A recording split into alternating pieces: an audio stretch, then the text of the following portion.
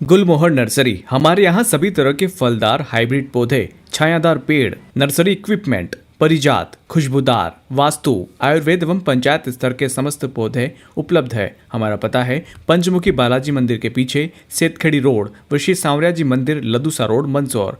अधिक जानकारी के लिए कॉल करें 9300521818। मंदसौर कलेक्ट्रेट में मंगलवार को हुई जनसुनवाई के दौरान एक अनोखा विरोध देखने को मिला।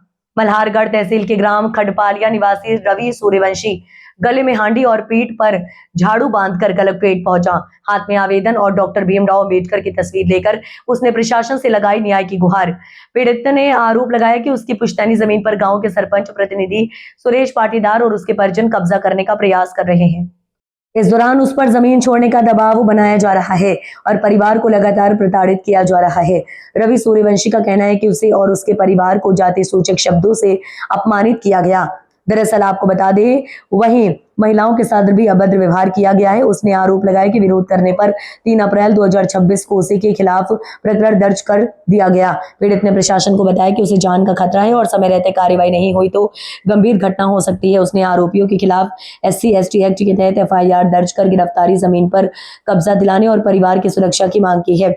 जनसुनवाई में दिया आवेदन में पीड़ित ने पुलिस और राजस्व विभाग से संयुक्त जांच कर निष्पक्ष कार्रवाई की मांग की है। साथ ही चेतावनी दी है कि जल्द न्याय नहीं मिला तो वह आमरण अनशन पर बैठने को मजबूर होगा।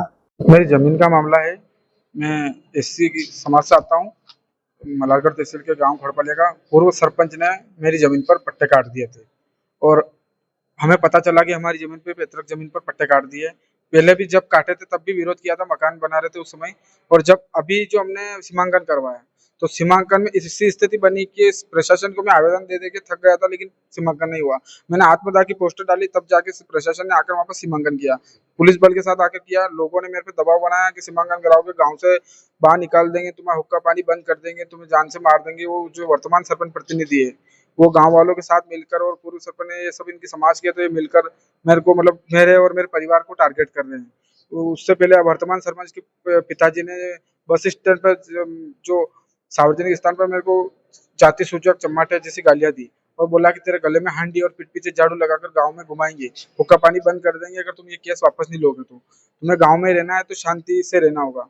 अगर तुम इस जमीन के मामले में अगर बोलोगे प्रशासन की बात, बार बार कलेक्टर कार्यालय में इनमें आवेदन दोगे तो तुम जानो, तुम्हारा काम जाने में अभी सरपंच प्रतिनिधि हूँ, मेरा कुछ नहीं होगा। क्या नाम है उनका और कहाँ के? वो खड़पालिया का है, सुरेश पाटीदार है और उसकी महिला सरपंच है।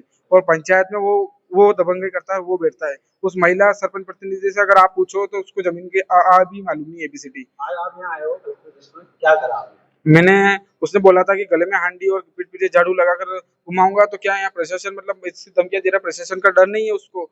तो मैं ये विरोध करके और SP साहब और जिला कलेक्टर महोदय को ये नॉलेज में लाने के लिए है कि साहब आज भी दलित समाज पर इतना अत्याचार शोषण हो रहा है और आपके जिले में ईमानदार पुलिस अधीक्षक और जिला कलेक्टर के होने के बाद भी, और सबसे बड़ी बात यह है कि मल्हारगढ़ विधानसभा जो जहाँ पर दलित डिप्टी CM है उसी के वर्ग के लोग और उन्हीं की विधानसभा में परेशान है।